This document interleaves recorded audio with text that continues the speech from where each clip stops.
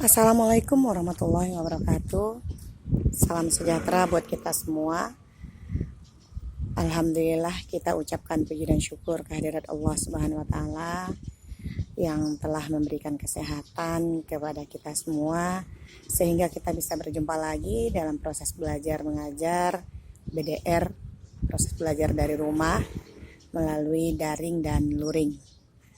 Baiklah anak-anak ibu semuanya, untuk kali ini kita akan membahas tentang materi interaksi antar ruang di negara-negara ASEAN, pembelajaran mata pelajaran IPS kelas 8.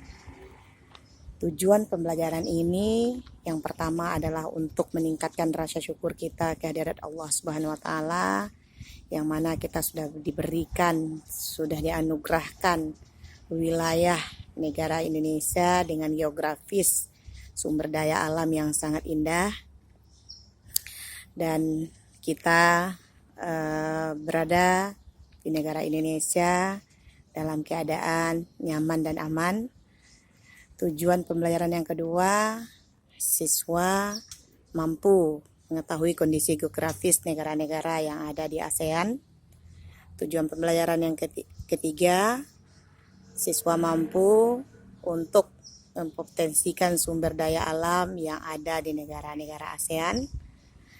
Tujuan pembelajaran yang keempat, siswa mampu mempotensikan diri sumber daya dengan mempergunakan sumber daya manusia untuk mengolah sumber daya alam yang ada di negara-negara ASEAN. Baiklah, kita akan masuk yang pertama, kondisi geografis negara-negara ASEAN. Sejarah berdirinya ASEAN. Negara-negara ASEAN dibentuk pada tanggal 8 Agustus 1967 yang dihadiri oleh 5 negara. Indonesia diwakili oleh Adam Malik, sedangkan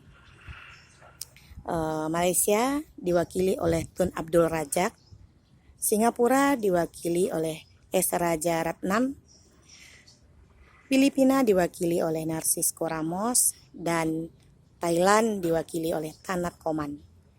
Tujuan didirikan ASEAN berdasarkan Deklarasi Bangkok bertujuan untuk yang pertama, mempercepat pertumbuhan ekonomi, kemajuan sosial, serta pengembangan kebudayaan di kawasan Asia Tenggara. Yang kedua, bertujuan untuk meningkatkan perdamaian dan stabilitas regional dengan jalan tertib hukum, hubungan antar negara Asia Tenggara. Yang ketiga, meningkatkan kerjasama aktif yang saling membantu, baik di bidang sosial, politik, pertahanan, kebudayaan. Tujuan yang keempat, bertujuan untuk saling membantu dalam bentuk sarana-sarana pelatihan, pendidikan, dan ilmu pengetahuan. Kerjasama lebih aktif dalam meningkatkan bidang pertanian dan industri. Tujuan yang terakhir adalah untuk memelihara dan meningkatkan kerjasama dengan badan-badan atau lembaga-lembaga baik regional maupun internasional. Letak dan luas wilayah Asia Tenggara terletak antara 28 lintang utara sampai 11 derajat lintang selatan dan 92 derajat lintang timur sampai 141 derajat bujur timur. Adapun batas Asia Tenggara adalah sebagai berikut. Sebelah utara dengan Asia Timur dan Samudra Pasifik. Sebelah selatan Samudra Hindia, sebelah timur Samudra Pasifik, dan sebelah barat Samudra Hindia dan Teluk Benggala. Iklim wilayah Asia Tenggara pada umumnya beriklimkan tropis basah dengan curah hujan yang lebat pada musim-musim tertentu. Bentang alam wilayah Asia Tenggara terdiri dari daratan rendah, daratan tinggi, sungai, dan danau. Geologi wilayah Asia Tenggara. Secara geologis, wilayah Asia Tenggara merupakan pertemuan pegunungan muda, Sirkum Pasifik dan Sirkum Mediterania. Pertemuan pegunungan ini bertemu di Indonesia, tepatnya di perairan Maluku. Kondisi tersebut menyebabkan negara-negara di kawasan Asia Tenggara banyak terdapat gunung api. Flora dan fauna wilayah Asia Tenggara.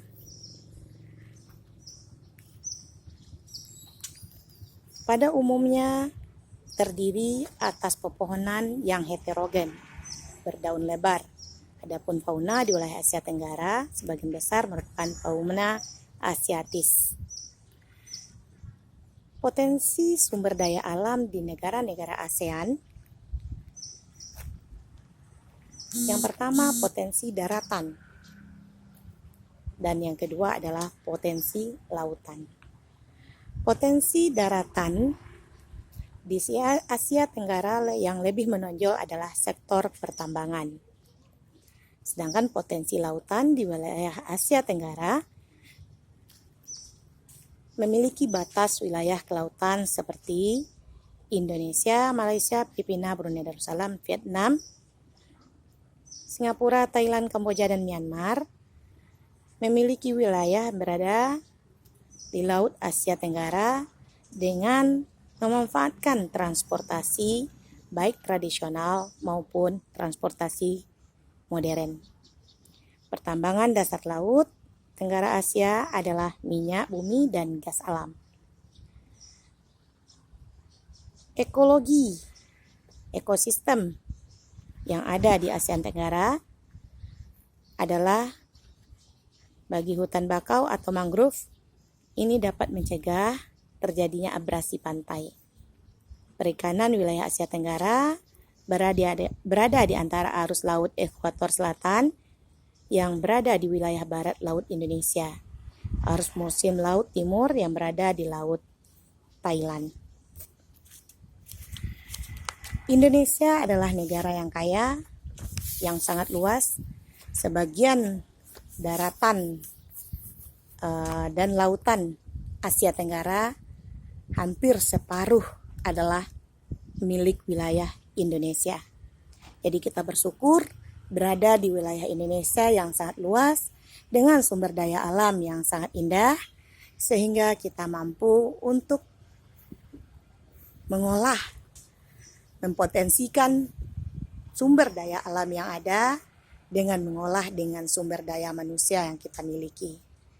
Kita berharap Indonesia lebih maju ke depannya sehingga Indonesia menjadi negara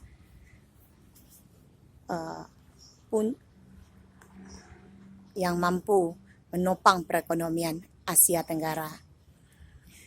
Demikian materi yang Ibu sampaikan. Semoga bisa mampu memberikan gambaran dalam proses pembelajaran IPS kali ini. Dan Ibu berharap kalian mampu untuk membuat yang pertama kondisi geografis negara-negara ASEAN. Yang kedua, kondisi ekonomis negara-negara Asia Tenggara atau ASEAN. Demikian pembelajaran kita kali ini. Ibu akhiri dengan membacakan hamdalah. Assalamualaikum warahmatullahi wabarakatuh. Selamat bekerja.